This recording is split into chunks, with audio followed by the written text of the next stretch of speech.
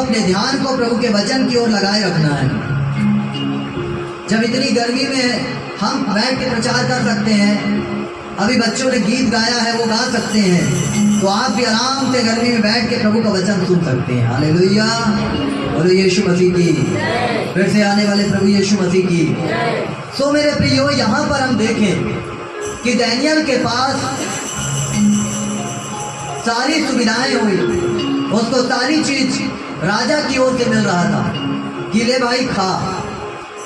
राजा ने एक आदेश निकाल दिया कि इन जवानों को जो मैं भोजन खाता हूँ वो भोजन खिलाओ। अब आप समझ सकते हैं कि कोई राजा नमक रोटी नहीं खाता रहा। एक साधारण से साधारण व्यक्ति भी आज के समय में कोई कहे कि मैं क्या बताऊँ नमक रोटी खाता हूँ, तो मैं समझता हूँ कि फिर आलस में है वो। क्योंकि आज के समय में ऐसा कहना बड़ा, जरूर महंगाइयाँ हैं, लेकिन मेरे प्रियो फिर भी लोग अच्छे से अच्छा भोजन करने की कोशिश करते हैं।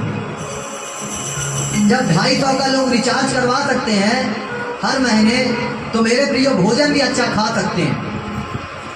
जब वो इंस्टाग्राम और यूट्यूब के लिए रिचार्ज कर सकते हैं, तो वो भोजन खा सकते हैं। अगर कोई ऐसा कहता है कि नहीं मुझे अब तकलीफ है, हाँ एक समय आता है मनुष्य के लाइफ में जब उसको समस्याओं से होकर गुजरना पड़ता है, उसको तकलीफों से होकर गुजरना पड़ता है, उनको प्रॉब्लम से जाना पड़ता है। वो रीजन इसलिए होता है कि जब मनुष्य अपने पाप और गुनाह को करता है, तब उसके खाने के ऊपर में से ब्लेसिंग चली जाती है, उसके जल के ऊपर में से ब्लेसिंग चली जाती है, और जिसके कारण वो बंधुआई में जाता है, वो गुलामी में चला जाता है। और फिर उसको हाथ फसाने पड़ते हैं लोगों के आगे कि आज मेरे घर में खाना नहीं है, आज मेरे घर में पानी नहीं है, आज मुझे ये चीज़ दो, मेरी मदद करो। आप जानकर हैरान हो जाएंगे कि मेरे प्रियो लोग आज दुनिया के अंदर, अभी एक सर्वे आया, उस सर्वे में ये जानकारी मिली कि कितने लोग आज भीख मांग रहे हैं। मालूम क्यों? इसलिए नहीं कि उनमें से बहुत से गरीब हैं, उनका पूरा सर्वे आया, ऐसे लोग भी हैं जो अपनी आवश्यकताओं को, जिनका एक्स्ट्रा खर्च है उसके लिए वो लोग भीख मांग रहे हैं। और ये कारण सिर्फ ये है कि आज मनुष्य किसी चीज़ों में संतुष्ट नहीं है। आज वो बहुत सारी चीज़ों में संतुष्ट नहीं है। आज इंसान के पास जो कुछ है उस चीज़ से वो बहुत दुखित है, और वो इस उम्मीद से लगा कि उस व्यक्ति के पास जो चीज़ है वो मेरे पास क्यों नहीं है। और उस चीज़ को पाने के लिए वो मेरे प्रियो नाना प्रकार के गलत कामों को कर रहा है, नाना प्रकार की गलत चीज़ों को कर रहा है। और यही कारण है कि उसके ऊपर श्राप, पाप, बंधन, ये सारी चीज़ें आ रही हैं, और ये उसको सफलता की ओर लेके नहीं जा रही। आज जो हम वचन देख रहे हैं, ये जो भोजन के ऊपर है, अभी दानियेल के बारे में हमने आपको बताया, यहोयाकीम एक राजा है, और ये राजा तक गुलामी में चला गया। इससे पहले कि आप ये सारी चीज़ें और मालूम करें, आपको ये मालूम होना चाहिए कि ये इतिहास किसका है। आपको मालूम होगा, नूह की कहानी आपने पढ़ा है ना सभी लोगों। परमेश्वर ने बहुत अच्छा दुनिया बनाया, बहुत सुंदर संसार को बनाया, आदम और हवा को बनाया। उसके बाद वो फूले फले, बड़े, पाप किया, गुनाह किया, सब कुछ आपको पता है। उसके बाद नूह भी आया, और नूह के समय में भी लोगों ने पाप किया, गुनाह किया। परमेश्वर बहुत ही ज़्यादा तंग हो चुके थे मनुष्य से, और परमेश्वर ने देखा कि ये मनुष्य पल पल में गुनाह और पल पल में पाप ये करता रहता है इंसान। तो परमेश्वर ने सोचा कि मैं अपने लिए एक अलग जाति बनाऊंगा। तो उसने एक व्यक्ति का चुनाव किया। उसने चुनाव किया इब्राहिम का, इब्राहिम से इसहाक का, इसहाक से याकूब का, और याकूब से 12 गोत्रों का। हालेलुया। और इन 12 गोत्रों को परमेश्वर ने चलाया। आपको मालूम होना चाहिए, अभी जब हम दानियेल को पढ़ेंगे तो ये सारे लोग मिस्र देश में गुलाम होकर चले गए। नबूकदनेस्सर एक अन्य जाति राजा है, और इनको गुलाम कर लिया है, इनको गुलामी में ले गया है। लेकिन एक समय परमेश्वर ने याकूब को मिस्र देश भेजा था। आपको पता, क्यों भेजा था? उसका कारण क्या था? परमेश्वर ने याकूब को मिस्र देश में इसलिए भेजा कि मिस्र देश में जाने के बाद ये लोग बढ़े, गिनती में बढ़े, इनकी जनसंख्या वृद्धि हो, ये लोग बढ़ते चले जाए। और मेरे प्रियो, मिस्र देश में इन लोग 215 वर्ष तक रहे। कितने? 215 वर्ष तक। उसके बाद एक व्यक्ति आया, मूसा, और मूसा ने इनको छुड़ाया और छुड़ाकर कनान देश लेकर गया। और जब मूसा लेके गया तब तक इन लोग के ऊपर कोई राजा नहीं हुआ करते थे, न्यायी लोग हुआ करते थे। और न्यायी लोगों का काम ये होता था इनको बचाना, इनको छुड़ाना और इनके ऊपर शासन करना। सिमसोन भी आया उसी बीच। ऐसे बहुत सारे न्यायियों की पुस्तक को जो पढ़ेंगे आप तो आपको मालूम चलेगा, जो इजराइलियों के ऊपर राज्य कर रहे थे ये लोग। मतलब कोई राजा नहीं था, सिर्फ न्यायी लोग थे जो इनके साथ में न्याय करते थे, इनके बीच में न्याय करते थे। और शिमशोन भी आया, ऐसे बहुत सारे लोग जो हुए वो आए। और उसके बाद मेरे प्रियो एक राजा इनको मिला। जब इन लोगों ने परमेश्वर से राजा मांगा, राजा कौन मिला इनको? पहला राजा कौन हुआ इजराइल का? शाऊल हुआ। उसके बाद दूसरा राजा इनको मिला।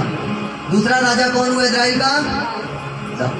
उसके बाद इनको तीसरा राजा मिला। कौन हुआ तीसरा राजा? सुलेमान। हालेलुया। ये 2 राजा तक तो ठीक था, लेकिन तीसरे राजा में कोई दिक्कत हो गई। तीसरा राजा कौन था? सुलेमान को परमेश्वर ने क्या दिया? तो परमेश्वर ने क्या दिया था? सुलेमान ने परमेश्वर से क्या मांगा? सुलेमान ने परमेश्वर से बुद्धि मांगा। परमेश्वर ने बोला तूने ना तो धन मांगा, ना सोना चांदी, ना अपने शत्रुओं का प्राण मांगा, तो इसलिए देख मैं तुझे ये सब देता हूँ, लेकिन एक चीज की चौकसी करना। जीवन तुझे तब मिलेगा जब तू मेरी आज्ञाओं को मानेगा, जब तू पाप से अलग रहेगा, जब तू गुनाह से अलग रहेगा। परमेश्वर ने उसको धन दौलत प्रॉपर्टी संपत्ति अरे बहुतायत के साथ दिया। इतना दिया कि शिवा की रानी उसको देखने के लिए आई थी, और इतना सोना चांदी जेवरात लेके आई थी, और उतना देने के बाद सुलेमान ने उसका डबल उसको लौटाया। इतना धनाढ्य था सुलेमान, इतना वैभव था उसके पास, इतनी बुद्धि थी उसके पास, इतना ज्ञान था उसके पास। परमेश्वर के भवन को भी उसी ने बनाया। और वो सुलेमान के समय में एक गड़बड़ी हो गई। वो गड़बड़ी ऐसी हुई कि उसने एक अन्य जाति स्त्री से विवाह कर लिया,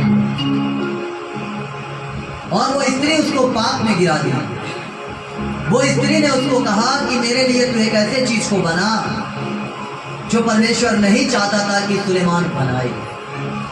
लेकिन सुलेमान की वाइफ थी, तो उसे प्रसन्न करना था, उसे खुश करना था। बहुत सारी रानियां थी, लेकिन बावजूद उसके कि उसने एक ऐसा पाप कर दिया जिससे परमेश्वर नाराज हो गए। और मेरे प्रियो को नाराजगी ऐसी हो गई कि सारे लोगों को पीढ़ी दर पीढ़ी, और आज मुझे और आपको भी गुलामी में जाना पड़ा है। ये गलती के कारण मैं और आप भी गुलाम हैं आज भी। पता आपको, जब तक जीसस क्राइस्ट नहीं आ जाएगा तब तक मैं और आप और आने वाली पीढ़ियां हमारी जितनी भी क्रिश्चियनिटी में मसीहत में होगी, वो अन्य जातियों के द्वारा रौंदी जाएंगी। इसलिए बाइबल में लिखा जब तुम्हारे एक गाल पे कोई थप्पड़ मारे तो आगे कर दो। ये नहीं कहा यीशु मसीह ने कि तुम भी उठा के एक थप्पड़ मार दो। क्यों? क्योंकि हम और आप गुलामी में हैं अभी। यीशु मसीह ने आपको पाप से आजाद कर दिया है। आप आजाद हो चुके हैं पाप की गुलामी से। पुत्र जिसे स्वतंत्र करेगा वो स्वतंत्र हो जाएगा, लेकिन शारीरिक रीति से अभी भी मैं और आप गुलाम हैं। और जब जीसस क्राइस्ट आएगा, 8वां राज्य उसका होगा, तब जाकर मैं और आप पूरे रीति से फ्रीडम होके आजाद होंगे। ये सत्य है और इसे कोई झुटला नहीं सकता। जब गहन अध्ययन करोगे तब ये बात मालूम चलेगी। हवा फायर प्रचार से कुछ नहीं होने वाला। हाँ, हम स्वतंत्र हैं, हम आजाद हैं, आई एम फ्रीडम। वो तो हो तुम, तुम्हारी आत्मा फ्री है, लेकिन तुम्हारा शरीर अभी भी गुलामी में है। रीजन बताऊं? अगर कोई आपके चर्च पे अटैक करता है, आप उसको मार नहीं सकते, आपके ऊपर केस हो जाएगा। आपके चर्च पे अटैक करने वालों के ऊपर कोई केस नहीं बनते हैं, कुछ नहीं होता, कुछ नहीं होता उनके ऊपर किसी तरीके से। कोई तो बता दो मुझे आज तक कुछ हुआ है तो ऊपर से पादरी जेल में जाते हैं, कलीसिया के लोग जेल में चले जाते हैं। रीजन, कारण कि गुलामी में हो अभी भी। और ये अन्य जाति राजा यहाँ पर जो नबूकदनेस्सर आया, उसके समय से ये गुलामी चली आ रही है। हम आत्मा में आजाद हैं। ऐसे जेल के अंदर भी पादरी लोग बड़े आनंद के साथ आराधना करते हैं। जेल में पौलुस गया, वहां जाकर सिलास और पौलुस खूब आराधना किए, बड़े मग्न हो गए, बहुत बढ़िया से आराधना किए। लेकिन शरीर में उनके ऊपर कष्ट था, शरीर में उनके ऊपर गुलामी थी। पौलुस यरूशलेम के अंदर गया, उसको वहां पे मार दिया गया, शरीर में उसको कष्ट मिला। क्यों? क्योंकि कहीं ना कहीं शरीर भी अभी हमारा गुलामी में है। यह बहुत गहन अध्ययन करोगे दानियेल की पुस्तक का तो पता चलेगा। इसलिए मेरे प्रियो, अब हम दानियेल के अध्याय में आते हैं जो अभी हमने पढ़ा कि सुलेमान ने जो पाप किया, सुलेमान के पाप के कारण सारे लोगों को वो दिक्कत सहनी पड़ रही है, सारे लोगों को वो प्रॉब्लम्स हो गई है। और मेरे प्रियो, ये गुलामी पीढ़ी दर पीढ़ी, पीढ़ी दर पीढ़ी, पीढ़ी दर पीढ़ी ये चलती आ रही है।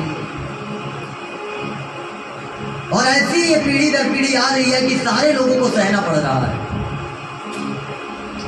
फर्स्ट गुलामी 606 में बीसी में दानियेल और कई लोग उठाए गए, ये सारे लोग गुलामी में चले गए। और ऐसा भयानक समय इनके जीवन में आया। दानियेल कोई साधारण व्यक्ति नहीं था, दानियेल कोई साधारण जन नहीं था। दानियेल प्रार्थना करने वाला, शद्रक मेशक अबेदनगो प्रार्थना करने वाले, ये फर्स्ट बार में चले गए गुलामी में। और राजा ने एक हुक्म निकाला, और केवल यरूशलेम के लोग गुलामी में नहीं थे, कई और देश थे जो उस समय का जो मिस्र देश था। अगर आप लोग मिस्र का इतिहास पढ़ते होंगे तो आज भी साइंटिस्ट के पैरों के नीचे से जमीन निकल जाती है उनकी खोज करते करते। पिरामिड को देखो, आज तक उसको कोई जान नहीं पाया ये पिरामिड बने कैसे। अब एक मेन उद्देश्य में हम आते हैं, मेन बातों को हम जानकारी और हासिल करते हैं।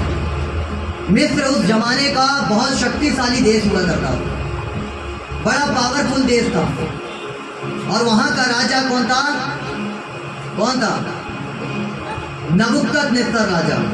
ये एक अन्य जाति राजा था। और ये राजा मेरे प्रियो बड़ी शक्तिशाली था, इसने सारे देशों को गुलाम बना दिया था।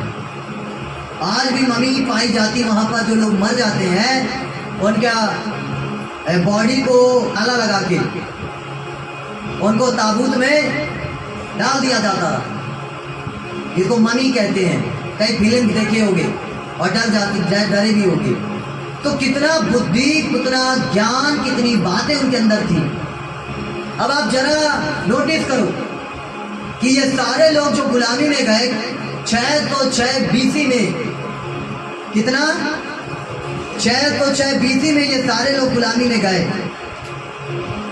और मेरे प्रियो, जब ये लोग गुलामी में गए और बड़े प्रतिष्ठित लोग गए थे, दानियेल, शद्रक, मेशक और भी कई जवान, ऐसे बुद्धिजीवी लोग।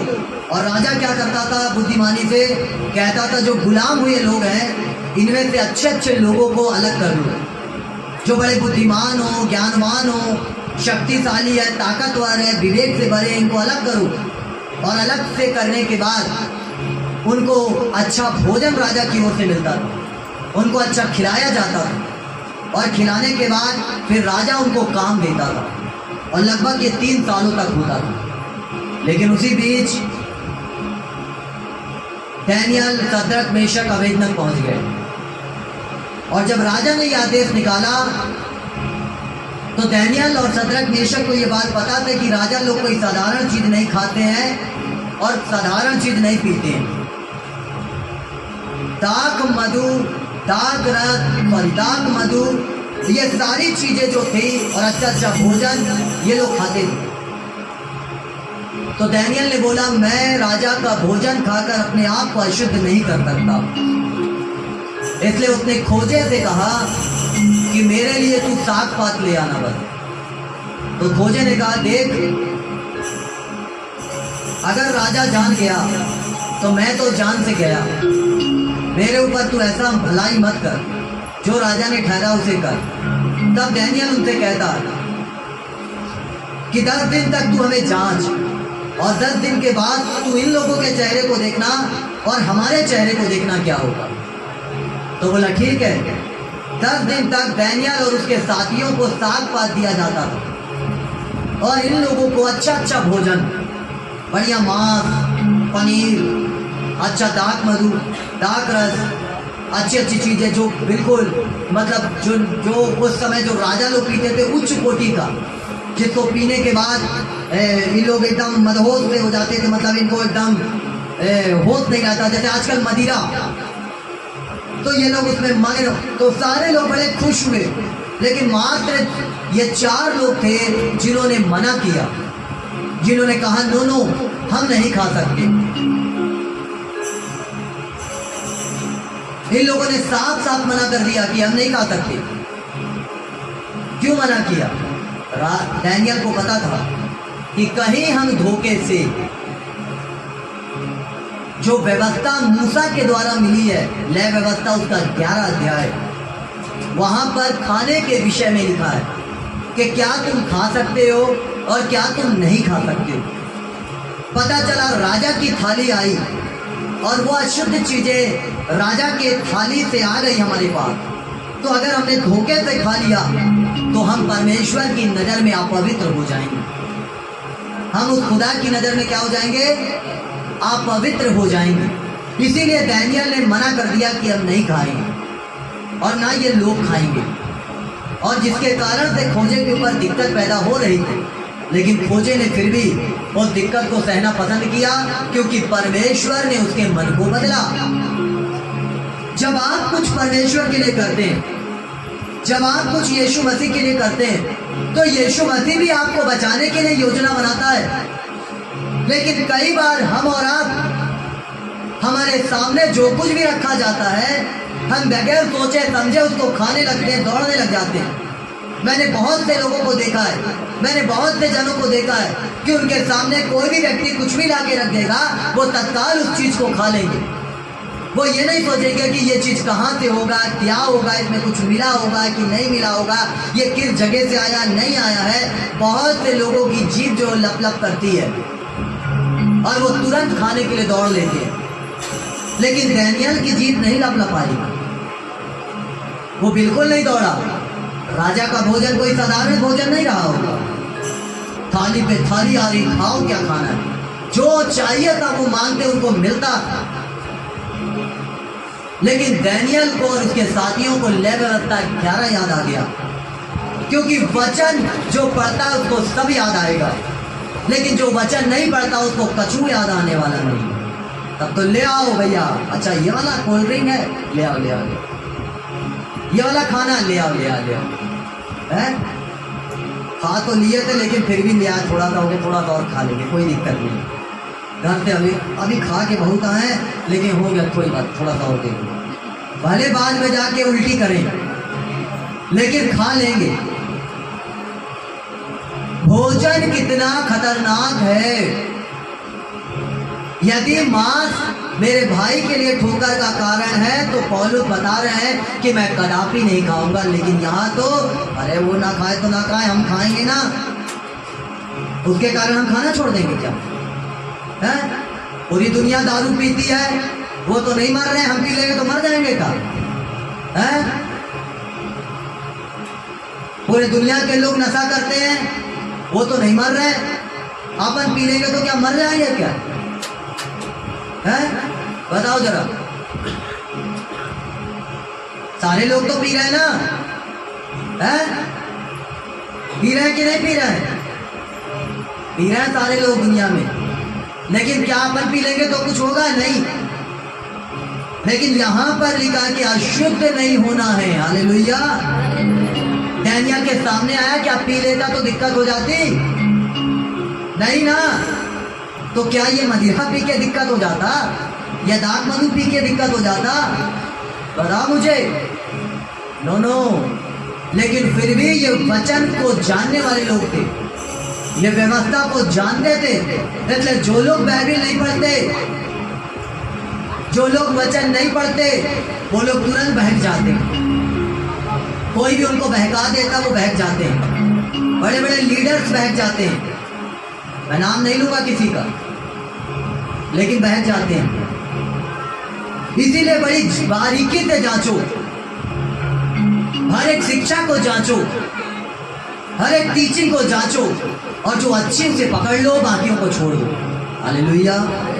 अंत के समय में मैं आपको बोलूं, फिल्मी गाने में नाचना चाहिए और पादरी नाचे तो मैं कह सकता हूँ कि आधी कलीसिया नाचने लगी, नाचेगी, 100% नाचेगी। अगर मैं नाचूंगा तो साथ में चर्च नाचेगी। अरे पादरी तो नाच रहा है, कोई दिक्कत थोड़ी ना, देखो चमत्कार कर रहे हैं वो तो, फिर भी नाच रहे हैं। नाचो रे, हैं? फिल्मी गाने में अगर अगुआ नाच रहा है तो कलीसिया नाचेगी। इसीलिए कई बार टीचिंग को भी जांचो, परखो और समझो। ऐसा नहीं कि आपको किसी ने बहकाया, किसी ने कुछ भी प्रचार किया, आप उसे ग्रहण कर लिए, उसको फॉलो कर लिए, और इसीलिए कितनों का जीवन आज तहस नहस हो रहा है। बहुत सारे लोग बपतिस्मा लेना बंद कर दिए।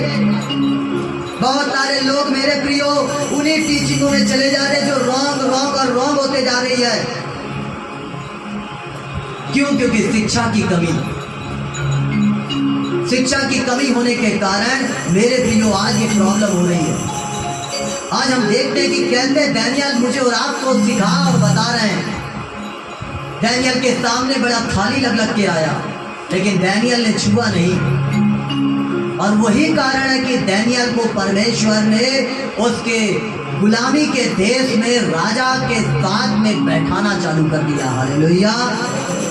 डैनियल फिर साधारण नहीं रहा, प्रॉब्लम आई, दिक्कत आई, और यहाँ तक कि डैनियल मरा भी वहीं पर। पता आपको? आप ये ना सोचें कि डैनियल आजाद हो गया, डैनियल यरूशलेम आ गया। नो, डैनियल अपने उस बंधुआई में, अपनी गुलामी में ही वहीं पे उनका देहांत हो गया। ये बात थोड़ा समझो, ये बात आपको समझना और जानना है कि मेरे प्रियो, अगर आपने वचन को ढंग से नहीं समझा, नहीं पढ़ा, तो आपके सामने कोई कुछ भी लाके दिया या कुछ भी चीजें आपके पास में आई तो जीभ लपलपाई और जल्दी से खाई, तो उसके बाद समस्या चालू हो गई। तुरंत। इसीलिए ये जीभ को क्या करना है? कंट्रोल। क्या करना है? नए नियम की दुनिया में कुछ सेवकों का विवाद हुआ कि हमारे सभाओं में विधवाओं की स्तुति नहीं ली जाती। तब परमेश्वर के जनों ने कहा, सेवकों ने, कि ठीक है, अब तुम में से ही लोग चुनाव कर लो कि कौन विधवाओं को खिलाएंगे। भैया हम तो वचन की सेवा करेंगे, लेकिन तुम में से कौन कौन ऐसी अनाथ विधवा लोगों की स्तुति लेगा? चुनाव कर लो। तब वो लोग अपने अपने से चुनाव करते हैं और वो सेवा एक नई बनाते हैं, वो एक सेवा का काम एक नया करते हैं। आज परमेश्वर इन वचन के द्वारा जो डैनियल के पुस्तक के द्वारा मुझे आपको मिल रही है, इस वचन के द्वारा मुझे आपको आज समझना और जानना है कि भोजन हमारे लिए क्या है। अगर डैनियल वो भोजन खा लेता तो मैं समझता हूं परमेश्वर उसे नहीं बचाता। परमेश्वर ने उसको एक सम्मान दिलाया, परमेश्वर ने उसको एक इज्जत दिलाई, परमेश्वर ने उसे एक नाम दिया। आग के 60 गुना भट्टे में जाके सदरक और मेशक अबेदनगो बचाए गए। और मेरे प्रियो डैनियल आग में डैनियल जो था मेरे प्रियो सिंगों के माद में गया, वो वहां पर जाके बचाया गया। और सदरक मेशक मेरे प्रियो आग में गए, वो वहां जाके बचाए गए। कैसे अद्भुत तरीके से परमेश्वर ने इन लोगों को बचाया। आज हम और आप कंप्रोमाइज कर लेते हैं, और कंप्रोमाइज करने के कारण जब आग के भट्टे में जाते हैं तो भूजा हुआ चिकन बन के बाहर आ जाते हैं, भूजा हुआ आलू बन के आ जाते हैं, चोखा बन जाता हम लोगों का। जहाँ बीमारी आई, जहाँ प्रॉब्लम आई, वचन नहीं है, वचन नहीं पढ़ते हैं, और वचन ना पढ़ने के कारण हम लोग भी आग के भट्टे में जाते हैं परखने के लिए कि प्रभु एक सुंदर सी अंगूठी हमें बना ले, एक सुंदर सा हीरा हमको बना दे। तो पता चला हम भट्टे में गए तो हीरा बनने के जगह काले ही पड़ गए, क्योंकि परखना ही भूल गए। कितने कलीसिया छोड़ दिए, कितने चर्च छोड़ दिए। अरे मैं हीरा नहीं बन सकता, मैं वो नहीं बन सकता जो परमेश्वर, इसलिए वो गए तो परखने के लिए। शुरुआत में दौड़ तो बड़ी तेजी से लगाए, लेकिन बीच में जब उनका आंधी और तूफान के सामने उतार चढ़ाव आया तो मेरे प्रियो गिर गए और कलीसिया छोड़कर भाग गए उनमें से आधे। मैं केवल इस चर्च की बात नहीं कर रहा हूँ, मैं ऑल ओवर चर्च की बात कर रहा हूँ। सारे कलीसियाओं का यही हाल है कि जब परखे जाने का समय आता विश्वासियों का, तब विश्वासी परखे जाने के समय जब हीरा बनना उनको, तो मेरे प्रियो फेल हो गए। जब परमेश्वर सुंदर आकार उनको देना चाहता वो फेल हो गए। लेकिन डैनियल फेल नहीं हुआ। डैनियल वो सुंदर हीरा बना, बोला मैं नहीं खाऊंगा, और 10 दिन तक जांचा गया खोजा के द्वारा, और 10 दिन के बाद जब उसका चेहरा चेक किया गया तो वो जो राजा का भोजन खा रहे थे बढ़िया, आज चिकन तो कहीं मुर्गा तो कहीं मछली तो कहीं ये तो कहीं वो तो कहीं ऐसा तो कहीं वैसा, ये लोग सूखे लकड़ी के जैसे थे। लेकिन डैनियल और इसके 3 साथी जबरदस्त मजबूत हड्डे करते हो। क्यों? ये भोजन असर नहीं कर रहा था, ये वचन असर कर रहा था उनके ऊपर। हालेलुया। ये वचन की ताकत थी, ये वचन का सामर्थ था, ये वचन की बल और शक्ति था उसके अंदर। जो वचन वो लोग पढ़ रहे थे, जो लय व्यवस्था 11 अध्याय को उन्होंने पढ़ा था, जो मूसा ने उनको व्यवस्था दी थी। आज हम और आप वचन नहीं पढ़ते तो बहक जाते हैं। आप और हमको आज कई लोग व्यभिचार में गिर गए, कई लोग पाप में गिर गए, कई लोग लोभ में गिर गए, कई लोग गलत कामों में गिर गए। क्यों? वचन की कमी।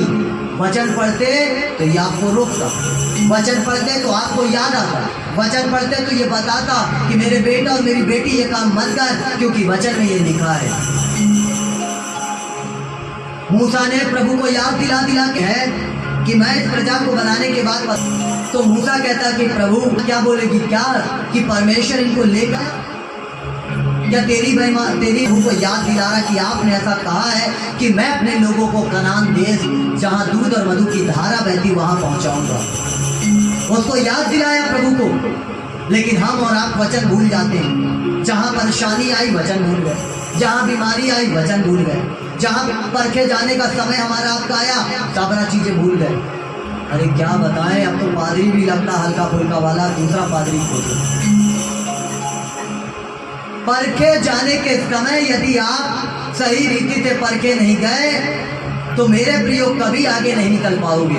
एक टाइम होता है, एक समय होता है परखे जाने का, और उस परखे जाने में आपको बने रहना है। उस परखे जाने में बड़ी प्रॉब्लम भी हो सकती है आपके लाइफ में। आपको समस्याओं से गुजरना पड़ सकता है, आपको गरीबी से गुजरना पड़ सकता है, आपको बीमारी से गुजरना पड़ सकता है, आपको परेशानियों से गुजरना पड़ सकता है। लेकिन फिर भी यदि आप स्थिर हुए तो दुनिया की कोई ताकत उसके बाद नहीं कि जो आपको गिरा सके। हालेलुया। इंतजार करना पड़ता है आशीषों को पाने के लिए। यहाँ शद्रक, मेशक, अबेदनगो और दानियल 6 तो 6 BC में गुलामी में चले गए। 70 साल गुलामी। कितने साल? 70 साल मिस्र में रहे, फिर भी आज़ाद नहीं हुए। हम और आप जब तक जीसस क्राइस्ट नहीं आएगा आज़ाद नहीं होंगे। लोग हमको और आपको सताते रहेंगे। आप कितना करेंगे, कितनी दुआ करेंगे? लिखा हुआ है, मेरे नाम के कारण सब जाति के लोग तुमसे बैर करेंगे। वचन में लिखा है। मेरे नाम के कारण लोग तुमसे बैर करेंगे। वचन में लिखा है। मेरे नाम के कारण लोग तुमको कचहरियों में घसीटेंगे। वचन में लिखा है। जो लिखा है तो वो होगा जब तक जीसस क्राइस्ट नहीं आएंगे। लेकिन एक काम और भी होगा, एक चीज और होगा। ये दानियल लोग गुलामी में थे, सब में थे, लेकिन प्रभु को नहीं भूले तो प्रभु ने भी इनको नहीं भूला। और आशीष क्या हुई इनके ऊपर? क्या हुई आशीष? कि सारे तंत्र विद्या और तंत्र ये सब कुछ जो करने वाले जो लोग थे, इन सारे लोगों के ऊपर ये लोग क्या हो गए थे? प्रधान हो गए थे। क्या हो गए थे? दानियल स्वप्न का दर्शन बताने वाला बन चुका था।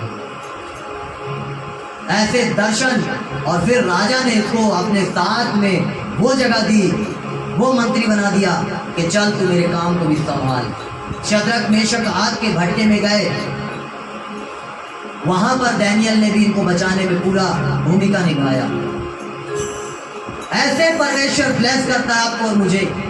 जरूर हम और आप गुलामी में हैं, जरूर मेरे आपका जीवन मेरे प्रियो जीसस क्राइस्ट के आगमन तक लोगों के द्वारा सताया जाएगा, विरोध होगा, सब कुछ होगा, लेकिन फिर भी प्रभु उन्हीं के बीच में मुझे और आपको वो नाम देंगे और मेरे प्रियो वो पोजीशन देंगे और वो स्थान देंगे जो मेरे प्रियो गुलामी में परमेश्वर हर एक को देना चाहता है। हालेलुया।